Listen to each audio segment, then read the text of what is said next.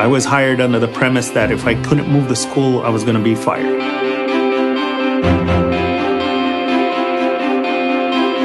The risk there for, personally, that's kind of risky. But the gain there also is just tremendous. My wife kind of pushed me into this job. She works at one of our feeder elementary schools. And she told me, I'm sick of seeing our kids prepared to go to the next step, and they come here and they would flop. And she told me, Mr. Chicano, go and put your money where your mouth is and take that school and go do something with it.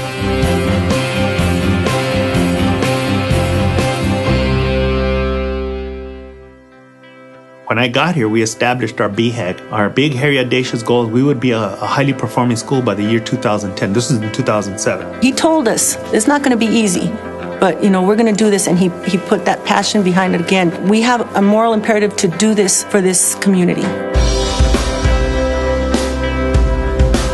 We knew it was going to be a daunting task because we were underperforming.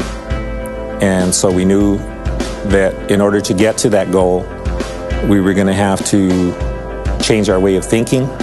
Over there's a little Eeyore.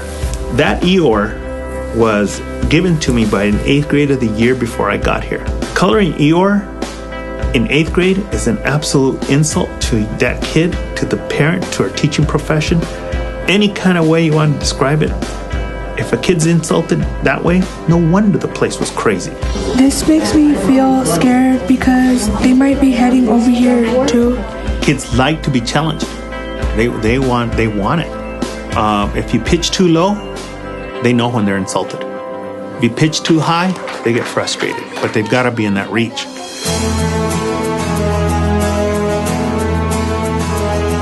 We sat down and I told the assistant principal at the time, look, this is the way it is.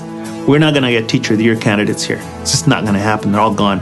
Plus, the reputation of the school, of this this gang-infested, troubled, etc. school, nobody's going to want to come here. So what we're going to have to do is go find people who are not probably, the expert teacher, and find these people who really, truly, deeply care. We had very low skills actually with the teachers, but what we did have was heart. We had teachers who just wanted to be here. We had teachers who wanted to see it succeed. That's what Ray built it on. He built it on this, we care enough to do our jobs and keep pushing hard, pushing hard, pushing hard. We have lots of rules, but the one real rule is the Nana rule. The Nana rule is if your Nana was standing right behind you wherever you did and whatever actions and decisions you make, if she was standing right behind you, what would those be like? Every kid tells you the same thing. They'd be great. They'd be good because they're honoring their parents and their grandparents and so on. So that is an actual, an example of their culture manifesting itself in what we do here at the school. I'm gonna be doing the green, which is like the positive goals they achieve. The kids really responded in a positive way to the restrictions that we put on them and to the rules. It was like they needed something like that. On the board is the title of the article we are going to be reading today. 3 young girls killed in Mexico border attack. So if you can make the things that they're supposed to learn relative to their daily lives, you're succeeding and you're respecting their culture. I want to see these reactions and how you all are talking with each other about a current event that affects a lot of kids in this room and a lot of kids at this school. It just seemed like the kids were waiting for somebody to tell them you're smart and you're good, because those are the two things that we had a reputation of being not smart and being bad.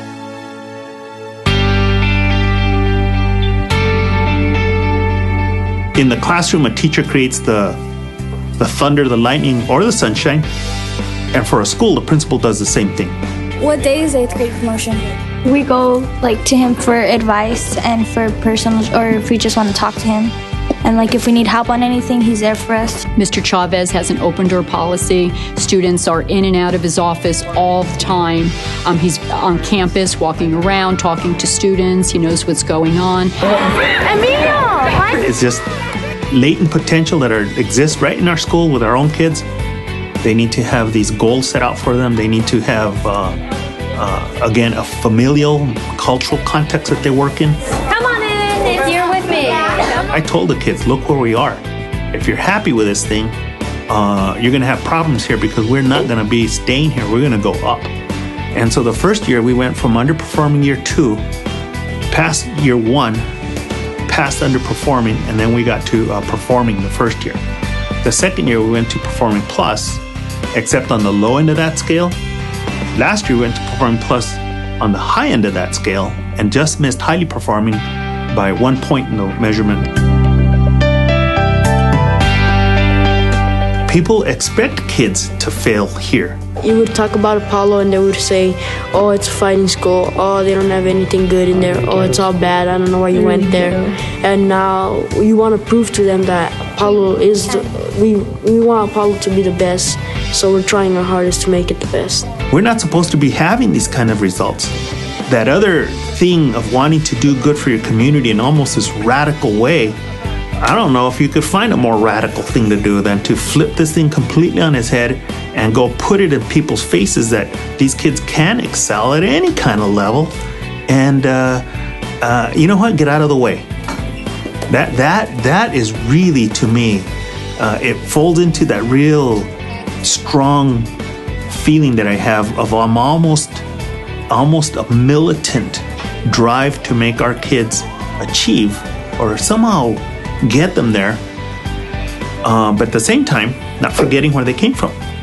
Like I said, they can live in this neighborhood and be MIT graduates or whatever, because our community needs that. Our community needs doctors and lawyers and physicists and everything else every other community needs. That right there, getting this feeling that that's happening, yeah, it's pretty good.